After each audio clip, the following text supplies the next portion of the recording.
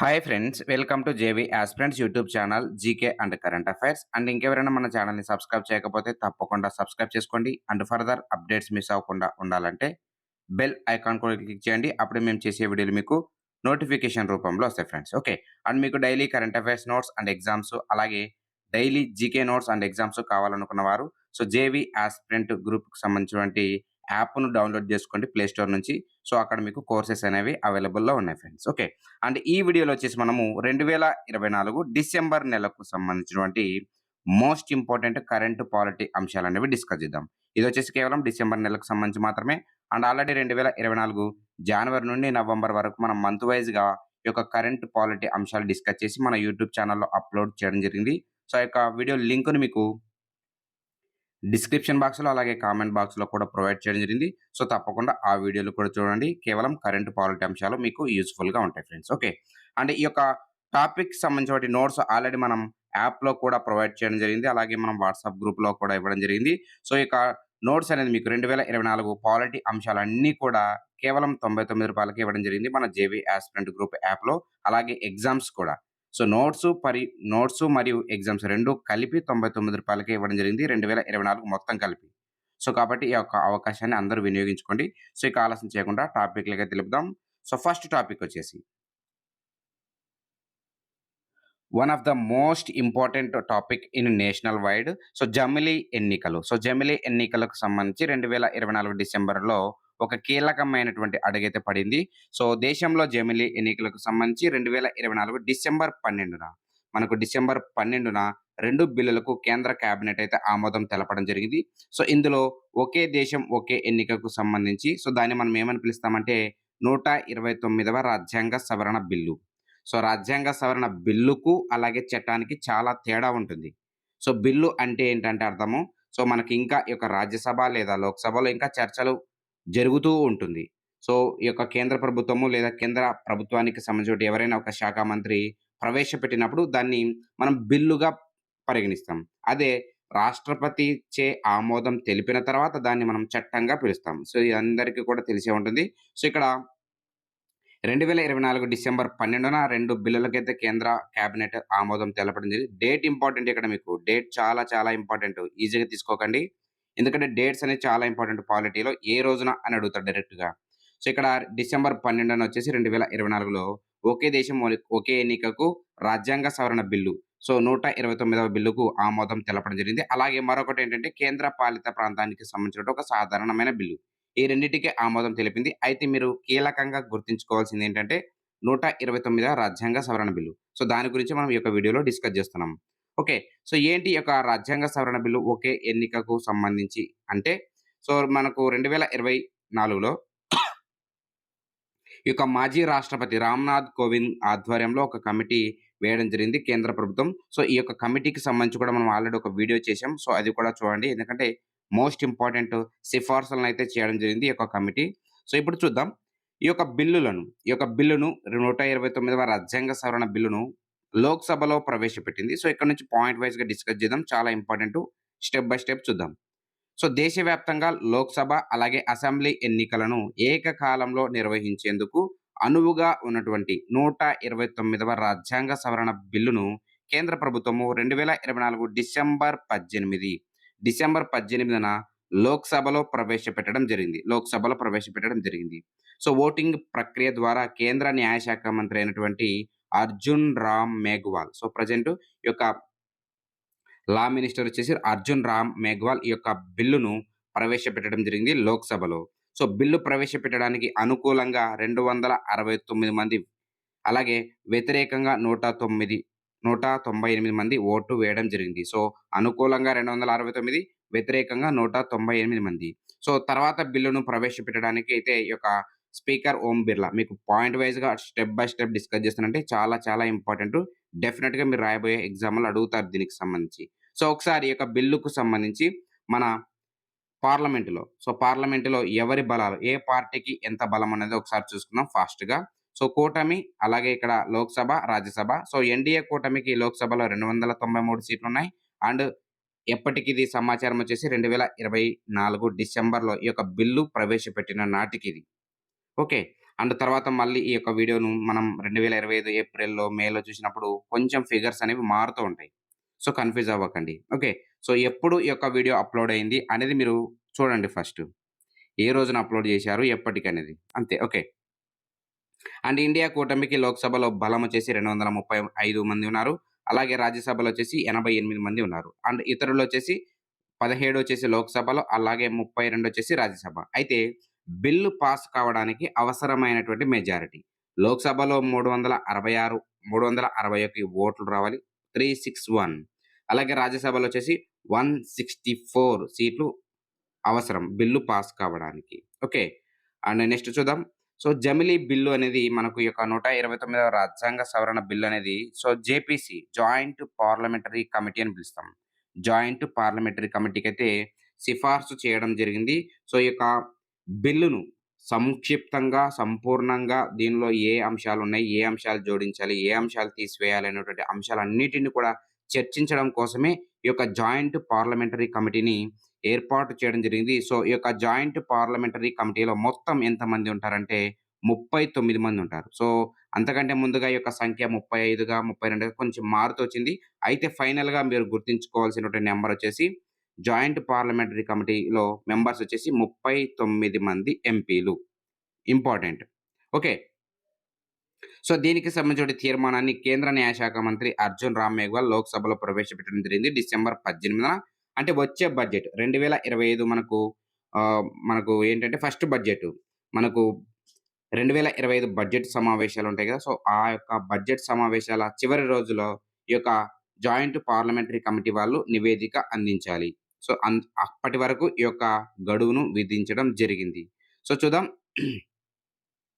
So, మొత్తం ఈ యొక్క జాయింట్ పార్లమెంటరీ కమిటీలో 39 మంది అని చెప్పాం. సో, 39 మందిలో మనకు 39 మందిలో లోక్‌సభ నుండి ఎంతమందున్నారంటే 27 మంది ఉన్నారు. అలాగే రాజ్యసభ నుండి 12 మంది ఉన్నారు. So, 27+12 39 members. అయితే ఈ యొక్క జాయింట్ పార్లమెంటరీ కమిటీ ఈ 39 మందికి సో, అందులో 39 మందిలో ఒకరు చైర్‌పర్సన్‌గా ఎంపిక కావడం జరిగింది. ఆయన పేరేంటంటే PP Chaudhary. So, Rajasthan MP ఈయన. సో, జేపీసీ చైర్‌పర్సన్‌గా రాజస్థాన్ ఎంపీ అయినటువంటి పీపీ చౌధరీ నేతృత్వం వహించారు జరిగింది. సో, ఈయన ఒక న్యాయవాది. సో, రాజస్థాన్‌లో ఉన్నటువంటి పాలి లోక్‌సభ స్థానమైనది. సో, పాలి లోక్‌సభ స్థానం నుండి వరుసగా మూడవసారి ప్రాతినిధ్యం వహిస్తారు. సో, ఈ 39 మందిలో ఈయనే అత్యంత పెద్ద వయస్కుడు. సీనియర్. సీనియర్ మోస్ట్ కావడం విశేషం. Okay. And next point. So, మొత్తం 39 మందిలో బీజేపీకి చెందినటువంటి ఎంపీలే దాదాపు 16 మంది ఉన్నారు. ఈ యొక్క 39 మందిలో 16 మంది ఎంపీలు బీజేపీకి చెందిన వాళ్ళే ఉన్నారు. అలాగే ఎన్‌డీఏ మిత్రపక్ష పార్టీలైనటువంటి టీడీపీ, జనసేన, జేడీయూ సో, ఈ యొక్క పార్టీలందరికి కూడా ఒక్కొక్కరికి స్థానం కల్పించడం జరిగింది. సో, ఇదంతా కూడా మనకు అడగకపోవచ్చు. 39 మందిలో బీజేపీకి చెందిన వాళ్ళే హైయెస్ట్ ఉన్నారు కాబట్టి అదొకటి మీరు గుర్తు చేసుకోండి. ఓకే. గుర్తుపెట్టుకోండి. అండ్ నెక్స్ట్ సో, ఇది మీకు జాయింట్ పార్లమెంటరీ కమిటీకి సంబంధించిన పూర్తి ఇన్ఫర్మేషను. అండ్ నెక్స్ట్ టాపిక్ చూద్దాం ఇక. సో, కొత్త చట్టాలు 100% అమల్లోకి తెచ్చినటువంటి చండీగఢ్. ఇది కూడా చాలా చాలా ఇంపార్టెంటు. సో, మనకు 2023కు సంబంధించి భారతీయ న్యాయ సంహిత, అలాగే భారతీయ నాగరిక సురక్షా సంహిత, అలాగే భారతీయ సాక్ష్య అధినియం అనేటువంటి 3 చట్టాలను దేశంలో పూర్తిగా 100% అమలులోకి తెచ్చినటువంటి తొలి పాలనా విభాగంగా చండీగఢ్ నిలిచింది. చండీగఢ్ నిలిచింది. ఛత్తీస్‌గఢ్ కాదు. చండీగఢ్‌కి, ఛత్తీస్‌గఢ్‌కి చాలా తేడా ఉంటుంది. కొన్నిసార్లు తొందరలో ఆప్షన్స్ చూసుకోకుండా ఛత్తీస్‌గఢ్ ఉంటుంది, చండీగఢ్ 2 ఉంటాయి. కానీ మన వాళ్ళు ఆతృతతో చండీగఢ్ ప్లేస్‌లో ఛత్తీస్‌గఢ్ పెట్టేస్తారు. ఛత్తీస్‌గఢ్ ప్లేస్‌లో చండీగఢ్ పెట్టేస్తారు. సో, అది మీరు కొంచెం గమనించుకోవాలి. సో, ఈ యొక్క అమల్లోకి తెచ్చినటువంటి సందర్భంగా ప్రధాని నరేంద్ర మోడీ కూడా ఈ యొక్క కార్యక్రమంలో పాల్గొన్నారు. ఇంపార్టెంట్ చూడండి. సో, ఈ యొక్క 3 కొత్త చట్టాలు భారతీయ న్యాయ సంహిత, అలాగే భారతీయ నాగరిక సురక్షా సంహిత, అలాగే భారతీయ సాక్ష్య అధినియం అనేటువంటి 3 చట్టాలు ఎప్పటినుంచి అమల్లోకొచ్చాయంటే దేశవ్యాప్తంగా 2024 జూలై 1 నుండి. 2024 జూలై 1 నుండి. అయితే ఈ 3 చట్టాలు 2023లో పార్లమెంట్ ఆమోదం తెలపడం జరిగింది. ఓకే. సో, దీనికి సంబంధించి కూడా వీడియో ఆల్రెడీ మన యూట్యూబ్ ఛానెల్ ఉంది. ఒకసారి మీరు చూసేయండి. అండ్ నెక్స్ట్ సో, కొత్త ఎయిర్‌క్రాఫ్ట్ బిల్లుకు రాజ్యసభ ఆమోదం తెలపడం జరిగింది. అలాగే మనకు రాష్ట్రపతి కూడా ఆమోదం తెలపడం జరిగింది. సో, చూద్దాం. సో, 2025 జనవరి 1 నుండైతే ఈ యొక్క బిల్లు చట్టంగా అమల్లోకి రావడం జరిగింది. సో, చట్టంగా మారి అమలులోకి కూడా రావడం జరిగింది. సో, విమానయాన రంగంలో పెట్టుబడులను ఆకర్షించేందుకు, వ్యాపారాన్ని సులభతరం చేసేందుకు వీలుగా 90 సంవత్సరం నాటి, సో, 90 ఏళ్ల నాటి ఎయిర్‌క్రాఫ్ట్ చట్టాన్ని తొలగించి, దాన్ని భర్తీ చేసేందుకు ఉద్దేశించినటువంటి బిల్లుకు కొత్త ఎయిర్‌క్రాఫ్ట్ బిల్ అని పిలుస్తారు. సో, దీన్ని డిసెంబర్ 3న ఆమోదం తెలపడం జరిగింది రాజ్యసభ. సో, అంతకంటే ముందు లోక్‌సభలో 2024 ఆగస్టులోనే ఆమోదం తెలిపింది. సో, డేట్స్ ఇంపార్టెంట్ చూడండి ఇక్కడ. 2024 ఆగస్టులో ఈ యొక్క బిల్లుకు లోక్‌సభ ఆమోదం తెలపడం జరిగింది. అలాగే 2024 డిసెంబర్ 3న రాజ్యసభ ఆమోదం తెలపడం జరిగింది. సో, ఏంటి ఈ యొక్క బిల్లు పేరేంటంటే భారతీయ వాయుయాన్ విధేయక్, బీవీవీ అని పిలుస్తారు. భారతీయ వాయుయాన్ విధేయక్. సో, ఏ సంవత్సరం నాటి చట్టం స్థానంలో దీన్ని తీసుకొచ్చారంటే 1934 నాటి చట్టం స్థానంలో తీసుకొచ్చారు. అయితే ఈ యొక్క బిల్లుకు రాష్ట్రపతి ఏ రోజున ఆమోదం తెలపడం జరిగిందంటే డిసెంబర్ 11న ఆమోదం తెలిపారు. సో, తద్వారా మనకు ఇది చట్టంగా మారింది. 2025 జనవరి 1 నుండి అయితే ఇది అమల్లోకి రావడం జరిగింది. Okay. Next. So, oil fields సవరణ బిల్లుకు రాజ్యసభ ఆమోదం తెలపడం జరిగింది. సో, మనకు దీనికి సంబంధించి 1948లో ఒక చట్టమొచ్చింది. ఏంటంటే అది చమురు, గ్యాస్ అన్వేషణ, ఉత్పత్తికి సంబంధించి ప్రస్తుతం. సో, 1948లో ఈ యొక్క చట్టమైతే వచ్చింది. సో, దీని యొక్క స్థానంలో 2024 ప్లేస్‌లో ఈ యొక్క ద ఆయిల్ ఫీల్డ్స్ సవరణ బిల్లు అనేటువంటి దాన్ని తీసుకురావడం జరిగింది. సో, ఇంపార్టెంట్ ఇది. ఓకే. ఏ సంవత్సరం నాటి స్థానంలో దీన్ని తీసుకొచ్చారు అని అడుగుతారు మీకు మోస్ట్ ఆఫ్ దిగా. ఓకే. నెక్స్ట్. సో, బ్యాలెట్ పేపర్‌లలోనే ఎన్నికలు నిర్వహించాలని ఇటీవలే 2 గ్రామాలు తీర్మానం చేశాయి. ఇలాంటి ఎన్నికలకు సంబంధించి ప్రత్యేకంగా ఇలాంటి గ్రామాలు చాలా అరుదుగా ఇలా తీర్మానాలు చేస్తుంటాయి. సో, చూద్దాం. మున్ముందు జరిగే ఎన్నికల్లో బ్యాలెట్ విధానాన్ని అమలు చేయాలని మహారాష్ట్రలో ఉన్నటువంటి సతారా జిల్లా కరాడ్ అసెంబ్లీ నియోజకవర్గం పరిధిలో ఉన్నటువంటి కోలేవాడి గ్రామసభ ఏమని తీర్మానం చేసిందంటే, వచ్చే ఎన్నికల్లో తప్పనిసరిగా బ్యాలెట్ విధానాల రూపంలోనే ఎన్నికలు నిర్వహించాలని ఈ యొక్క కోలేవాడి అనేటువంటి గ్రామసభ తీర్మానం చేసింది. అది ఏ రాష్ట్రంలో ఉందంటే, ఆ గ్రామ సభ మహారాష్ట్రలో ఉంటుంది. అలాగే ఇంకొక నియోజకవర్గం సోలాపూర్ జిల్లా మల్సిరాస్ నియోజకవర్గంలో ఉన్నటువంటి మర్కడ్‌వాడి అనేటువంటి గ్రామస్తులు కూడా ఇదే తరహా తీర్మానాన్ని చేయడం జరిగింది. సో, ఏంటంటే ఇకపై ఈ ఈవీఎంలతో అక్కడ ఎన్నికలు నిర్వహిస్తే గ్రామాల్లో ఎన్నికలు బహిష్కరిస్తామని చెప్పేసి ఆ యొక్క 2 గ్రామాలు కూడా తీర్మానం చేశాయి. సో, ఇంపార్టెంటు ఆ యొక్క గ్రామాలు ఏ రాష్ట్రంలో ఉన్నాయనేది మనకు ఇంపార్టెంట్ ఇక్కడ. నెక్స్ట్. సో, వక్ఫ్ కమిటీ గడువు పెంపు. మనకు రీసెంట్‌గా ఈ యొక్క వక్ఫ్ కమిటీకి సంబంధించి గడువును పెంచడం జరిగింది. సో, కేంద్రం కూడా దీనికి సానుకూలంగా స్పందించి గ్రీన్ సిగ్నల్ ఇవ్వడం జరిగింది. ఈ యొక్క కమిటీకి సంబంధించి చైర్‌పర్సన్‌గా ఎవరుంటారంటే జగదాంబిక పాల్. ఓకే. ఎప్పటిదాకా ఈ యొక్క కమిటీకి మనకు పొడిగింపడం జరిగిందంటే పొడిగింపిచ్చారంటే వచ్చే ఏడాది అంటే 2025 పార్లమెంటు బడ్జెట్ సమావేశాల చివరి రోజు. సో, మనకు 2025 ఫిబ్రవరిలో జరుగుతాయి గదా! మనకు సంబంధించి ఈ యొక్క పార్లమెంటు బడ్జెట్ సమావేశాలు. సో, చివరి రోజు వరకు ఈ యొక్క కమిటీ మనుగడలో ఉంటుంది. Next topic. So, supreme court జడ్జీల రిటైర్మెంట్ పెంపు యోచన లేదు అని కేంద్ర ప్రభుత్వం స్పష్టంగా మరోసారి ఈ యొక్క అంశము చాలా రోజుల్లో నాంచుతూ ఉంది. ఈ యొక్క కేంద్ర ప్రభుత్వం అయితేనే సరే, ఈ యొక్క రాష్ట్రాలు సరే, ఈ యొక్క రెండిటి మధ్య సుప్రీం కోర్ట్ జడ్జీల వయస్సు పెంచాలి లేదు అనేది మధ్య సతమతం అవుతుంది. సో, చూద్దాం ఇక్కడ. సుప్రీం కోర్టు, హైకోర్టుల న్యాయమూర్తుల పదవీ విరమణ వయస్సు పెంపు ప్రతిపాదన ఎటువంటి లేదు అని చెప్పేసి లోక్‌సభకు కేంద్ర ప్రభుత్వం తెలపడం జరిగింది. ప్రెజెంటు సుప్రీం కోర్ట్ జడ్జిలకు అంటే న్యాయమూర్తులకు పదవీ విరమణ వయస్సు 65 ఇయర్స్ 65 ఏళ్ళు ఉంటుంది. హైకోర్ట్ జడ్జిలకొచ్చేసి 62 ఏళ్ళు ఉంటుంది. సో, దీన్ని ఎన్ని సంవత్సరాలకు పెంచాలి, ఇన్ని సంవత్సరాలకు పెంచాలనేటువంటి ప్రతిపాదన ఏది కూడా తమ వద్ద లేదని కేంద్ర ప్రభుత్వం అయితే పార్లమెంటుకు వెల్లడించడం జరిగింది. సో, జిల్లా జడ్జిలకు కూడా 60 ఇయర్స్ ఉంటుంది రిటైర్మెంట్ వయస్సు. సో, ఈ సుప్రీం కోర్ట్ జడ్జిలు అయితే సరే, హైకోర్ట్ జడ్జిలు, జిల్లా జడ్జిలు ఎవరి వయస్సు కూడా పదవీ విరమణ వయస్సును పెంచే ఆలోచన లేదని కేంద్ర ప్రభుత్వం స్పష్టంగా తెలియజేసింది. నెక్స్ట్.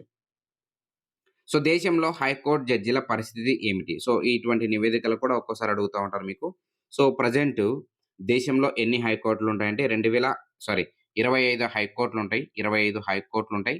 ఇందులో అత్యధికంగా ఏ హైకోర్ట్‌లో అత్యధిక న్యాయమూర్తులుంటారంటే అలహాబాద్ హైకోర్ట్‌లో ఉంటారు. 160 మంది న్యాయమూర్తులుండాలి. కానీ అక్కడ పనిచేస్తున్నది 78 మంది మాత్రమే. 78 మంది మాత్రమే. సో, చూడండి దాదాపు దాదాపు సగం మంది ఇక్కడ పోస్టింగ్ ఖాళీగా ఉంది. అలాగే సెకండ్ హైయెస్ట్ న్యాయమూర్తులు ఏ హైకోర్ట్‌లో ఉంటారంటే బాంబే హైకోర్ట్‌లో ఉంటారు. సో, 94 మంది ఉండాలి. కానీ అక్కడ చాలా తక్కువ మంది పనిచేస్తున్నారు. అలాగే థర్డ్ వచ్చేసి పంజాబ్, హర్యానా హైకోర్ట్‌లో 85 మంది ఉండాలి. అలాగే మనకు తెలంగాణలో ఉండాల్సినటువంటి న్యాయమూర్తుల సంఖ్య గరిష్టంగా 42 మంది ఉండాలి. అలాగే ఆంధ్రప్రదేశ్‌లో ఉండాల్సినటువంటి న్యాయమూర్తుల సంఖ్య గరిష్టంగా 37 మంది ఉండాలి. Okay. And next so, Bengal మాజీ మంత్రికి భవిష్యత్ బెయిల్. సో, నేను కూడా ఇది ఫస్ట్ టైమ్ వింటున్నాను. భవిష్యత్ బెయిల్ అని జెప్పేసి. అంటే సుప్రీం కోర్ట్ ఇలాంటి వినూత్నమైనటువంటి ఉత్తర్వులను ఇస్తా ఉంటుంది. సో, ఇలాంటి వాటి నుంచి క్వెషన్స్ వచ్చే ఛాన్స్ ఉంది మీకు. సో, ఇక్కడ దేశ సర్వోన్నత న్యాయస్థానం డిసెంబర్ 13న ఒక బెయిల్ కేసులో వినూత్న పోకడకు శ్రీకారం చుట్టడం జరిగింది సుప్రీం కోర్టు. సో, బెయిల్‌కు ముందు పూర్తి చేయాల్సినటువంటి విధి విధానాలపై కింది కోర్టు సంతృప్తి చెందితే 2025 ఫిబ్రవరి 1 లోపు మాజీ మంత్రి అయినటువంటి పార్థా చటర్జీని షరతులతో కూడినటువంటి బెయిల్‌పై విడుదల చేయాలని జస్టిస్ సూర్యకాంత్, జస్టిస్ ఉజ్జల్ బుయాల్‌నుకు సుప్రీం కోర్టు ధర్మాసనం వెల్లడించడం జరిగింది. సో, వాస్తవానికి భవిష్యత్తులో జరిగేటువంటి బెయిల్‌కి సంబంధించి ఇన్ఫర్మేషన్ ఇది.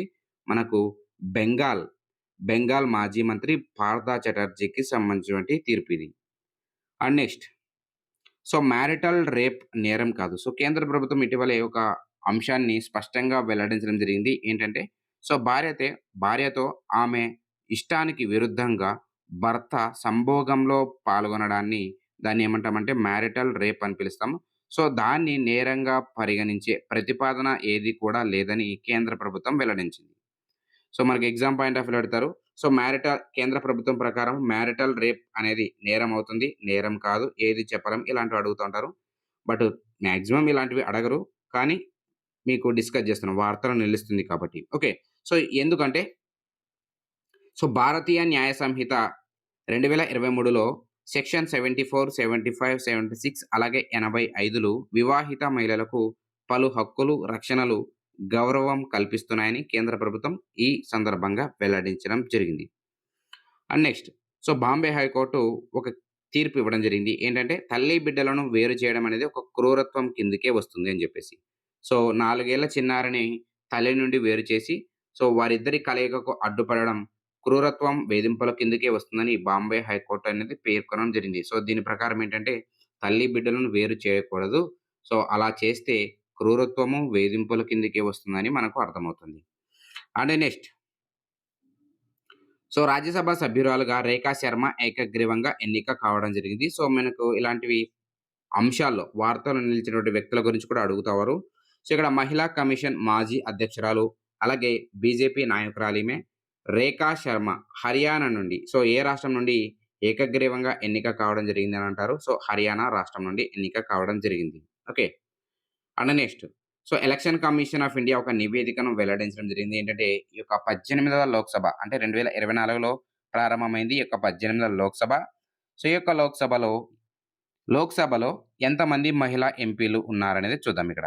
2024 లోక్‌సభలో 74 మంది మహిళా ఎంపీలు ఉన్నారు. అంటే ఇది 14%. 14% అన్నమాట. 18 లోక్‌సభలో ఎంతమంది మహిళా ఎంపీలు ఉన్నారని మీకు డైరెక్ట్ క్వెషన్ అడుగుతారు. 14%. ఒకవేళ పర్సెంటేజ్‌లో అడిగితే 14%. మెంబర్స్‌లో అడిగితే 74 మంది. అలాగే మొట్టమొదటి లోక్‌సభ మనకు 1952లో మనుగడలోకొచ్చింది. అప్పుడు మహిళా ఎంపీల సంఖ్య వచ్చేసి కేవలం 4% మాత్రమే. 4% మాత్రమే. అలాగే ఐదవ లోక్‌సభలో కూడా 4% ఉన్నారు. అలాగే 10వ లోక్‌సభలో 7% ఉన్నారు. అలాగే 15వ లోక్‌సభలో 11% ఉన్నారు. అలాగే రీసెంట్‌గా 16వ లోక్‌సభలో 11% మంది, అలాగే 17వ లోక్‌సభలో 14% ఉన్నారు.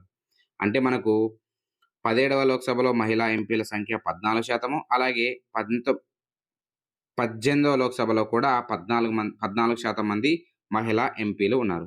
ప్రస్తుతం పార్లమెంటులో 106 మంది మహిళలు ఉన్నారు. 19.5% అంటే ఇంక్లూడింగ్ మనకు రాజ్యసభ కూడా వస్తుంది. అండ్ నెక్స్ట్ రేప్ బాధితులకు ఫ్రీ ట్రీట్‌మెంట్ ఇవ్వకుంటే అదొక రకమైనటువంటి నేరంగా ఢిల్లీ హైకోర్ట్ ఒక తీర్పు ఇవ్వడం జరిగింది. ఏంటంటే రేప్ బాధితులకు ఫ్రీ ట్రీట్‌మెంట్ ఇవ్వాలని జెప్పేసి ఢిల్లీ హైకోర్టు ఇవ్వడం జరిగింది తీర్పు. ఇది ఏం చేస్తుందంటే సీఆర్‌పీసీ సెక్షన్ 357 బీఎన్ఎస్ఎస్ సెక్షన్ 397 కింద కల్పించినటువంటి చట్టబద్ధమైన హక్కు పేర్కొనడం జరిగింది. మనకు ఇక్కడ ఈ యొక్క రేప్ బాధితులకు ఒక హక్కు ఉంటుందనమాట. ఈ యొక్క సీఆర్‌పీసీ సెక్షన్ 357 అలాగే బీఎన్ఎస్ఎస్ సెక్షన్ 397 కింద రేప్ బాధితులకు ఖచ్చితంగా ఫ్రీ ట్రీట్‌మెంట్ ఇవ్వాలనేది ఈ యొక్క చట్టాలనేవి, ఈ యొక్క సెక్షన్‌లనేవి తెలపడం జరుగుతుంది. వివరిస్తున్నాయి. Okay. And next association democratic reforms అనేటువంటి సంస్థ ఒక నివేదిక ఇచ్చింది. ఏంటంటే దేశంలో అధిక ధనిక సీఎం ఎవరు? అలాగే బీద సీఎం ఎవరు? చూద్దాం. ఆంధ్రప్రదేశ్ చీఫ్ మినిస్టర్ అయినటువంటి చంద్రబాబు నాయుడు దేశంలోనే అత్యంత సంపన్న ముఖ్యమంత్రిగా నిలిచారు. ఈయన కుటుంబం ఆస్తులొచ్చేసి 931,00,00,000. అత్యంత రిచెస్ట్ పర్సన్ అన్నమాట చీఫ్ మినిస్టర్ లిస్ట్‌లో. అలాగే సెకండ్ ప్లేస్‌లో ఎవరున్నారంటే అరుణాచల్ ప్రదేశ్ సీఎం పేమా ఖండు ఉన్నారు. ఈయన ఆస్తులొచ్చేసి 332,00,00,000. అలాగే థర్డ్ ప్లేస్‌లో కర్ణాటక సీఎం సిద్ధరామయ్య ఉన్నారు. ఈయన ఆస్తులొచ్చేసి 51,00,00,000. మరి దేశంలో అత్యంత పేద ముఖ్యమంత్రి ఎవరు? అంటే చివరి స్థానంలో ఎవరున్నారంటే మమతా బెనర్జీ. ఈమె ఆస్తులొచ్చేసి కేవలం ₹15,00,000 మాత్రమే. అండ్ సెకండ్ ప్లేస్‌లో జమ్మూ కాశ్మీర్ ఒమర్ అబ్దుల్లా చీఫ్ మినిస్టర్. ఆయన ఆస్తులు 55,00,000గా ఉన్నాయి. అండ్ థర్డ్ ప్లేస్‌లో అంటే మనకి ఇవి చివరి స్థానంలో. చివరి నుంచి 1, 2, 3 స్థానాల్లో డిస్కస్ చేస్తున్నాం. ఇవొచ్చేసి అత్యధికంగా సీఎంలు. అత్యధిక సంపన్న సీఎంలు. ఓకే. కన్‌ఫ్యూజ్ అవ్వకండి. And next election commission of India మరొక రిపోర్ట్‌నైతే రిలీజ్ చేసింది. ఏంటంటే సార్వత్రిక ఎన్నికల గణాంకాలు విడుదల అని ఒక పేరిట రిలీజ్ చేసింది. 2024 సార్వత్రిక ఎన్నికల సమయానికి దేశంలో 97.97 కోట్ల మంది ఓటర్లు ఉన్నట్లు ఈ యొక్క నివేదిక ప్రకారం తెలుస్తుంది. 2019 లోక్‌సభ ఎన్నికలున్నప్పుడు అప్పుడు ఎంతమంది ఉన్నారంటే 91.19 కోట్ల మందుంటే 2024 సార్వత్రిక ఎన్నికల సమయాన నాటికి ఓటర్లు ఎంతమంది ఉన్నారంటే 97.97. 2019, 2024తో పోలిస్తే ఎంత శాతం ఎక్కువంట? 7.43%. 7.43% 2019కి, 2024కు పోలిస్తే. ఓకే. 2019లో 61.4 ఓట్లు పోలయ్యాయి. అంటే 61.4 కోట్ల ఓట్లు పోలయ్యాయి. 2024లో చూసుకుంటే 66.64 కోట్లు. ఇంచుమించుగా 3 కోట్లు ఓట్లు పోలయ్యాయి. 2019, 2024తో పోలిస్తే. ఓకే. అండ్ 2024లో 66.64 కోట్ల ఓట్లలో మొత్తంగా చూసుకుంటే ఈ యొక్క ఓట్లు పోలైన వాటిలో చూసుకుంటే 32.93 కోట్ల మంది పురుషులున్నారు. అలాగే 31.27 కోట్ల మంది మహిళలు ఉన్నారు. అలాగే ట్రాన్స్‌జెండర్స్ కూడా ఉన్నారు. దాదాపు 13,000 మంది ఉన్నారు ట్రాన్స్‌జెండర్స్. ఓకే. అండ్ 2024 సార్వత్రిక ఎన్నికల్లో మొత్తం పోస్టల్ బ్యాలెట్‌లు ఎన్ని నమోదయ్యాయంటే 42.81 లక్షల పోస్టల్ బ్యాలెట్‌లు నమోదయ్యాయి. ఓకే. అండ్ అస్సాంలో ఉన్నటువంటి ధూబ్రీ నియోజకవర్గంలో అత్యధికంగా 92.3% ఓట్లు పోలయ్యాయి. దీని ప్రకారం చూసుకుంటే అత్యధిక ఓటింగ్ శాతం ఏ రాష్ట్రంలో నమోదైంది మనకు? అస్సాం రాష్ట్రంలో నమోదైంది. అస్సాం రాష్ట్రంలో ఒకవేళ నియోజకవర్గం అడిగితే తప్పకుండా 92.3%. 92.3%. ఇది రీసెంట్‌గా తెలంగాణ డీఎస్సీలో అడిగారు. తెలంగాణ డీఎస్సీ ఎగ్జామ్‌లో అడిగారు. దేశంలో 2024 సార్వత్రిక ఎన్నికల్లో అత్యధిక ఓటింగ్ నమోదైనటువంటి నియోజకవర్గం ఏదంటే ధుబ్రీ నియోజకవర్గం ఎక్కడుంటుందంటే అస్సాం రాష్ట్రంలో ఉంటుంది. అస్సాం రాష్ట్రంలో ఉంటుంది. 92.3%. ఇంపార్టెంట్ ఇది రీసెంట్‌గా తెలంగాణ డీఎస్సీలో అడిగారు ఇది. ఓకే. అండ్ అత్యల్పంగా శ్రీనగర్ నియోజకవర్గంలో 38.7% పోలింగ్ నమోదు కావడం జరిగింది. 2024లో నోటాకు ఎన్ని ఓట్లు పడ్డాయంటే 63.71 లక్షల ఓట్లు నోటాకు పడ్డాయి. నోటాకు. ఇది కూడా ఇంపార్టెంట్ పాయింటే. అండ్ నెక్స్ట్ 2024లో 40 పోలింగ్ స్టేషన్‌లలో రీపోలింగ్ జరిగింది. 2019లో అయితే 540 చోట్ల. ఇదంతా కూడా మనకు అన్నెసెసరీ పాయింట్స్. అడగరని కాదు. అడుగుతారనేటువంటి ఉద్దేశ్యంతో మీకు డిస్కస్ చేస్తున్నాను. అంతేకాని ఊరికే డిస్కస్ చేయడం లేదు ఇక్కడ. ఓకే. 2024లో మొత్తం 10.52 లక్షల పోలింగ్ బూత్‌లను ఏర్పాటు చేయగా 2019లో అయితే 2019తో పోలిస్తే 14,000 ఎక్కువగా ఈ యొక్క పోలింగ్ బూతులను ఏర్పాటు చేయడం జరిగింది. సో, అత్యధికంగా యూపీలో ఎన్ని పోలింగ్ స్టేషన్‌లు ఉన్నాయంటే 1.62 లక్షల పోలింగ్ స్టేషన్‌లు ఉన్నాయి. సో, ఇవి ఫ్రెండ్స్ మనకు 2024 డిసెంబర్ నెలకు సంబంధించినటువంటి మోస్ట్ ఇంపార్టెంట్ పాలిటీ అంశాలు. సో, ఈ వీడియో మీకు నచ్చినట్లయితే తప్పకుండా లైక్ కొట్టండి అండ్ మీ ఫ్రెండ్స్‌కి షేర్ చేయండి. అండ్ మాకు సపోర్ట్ చేస్తున్నారు friends. And thank you for watching this video. Thank you very much.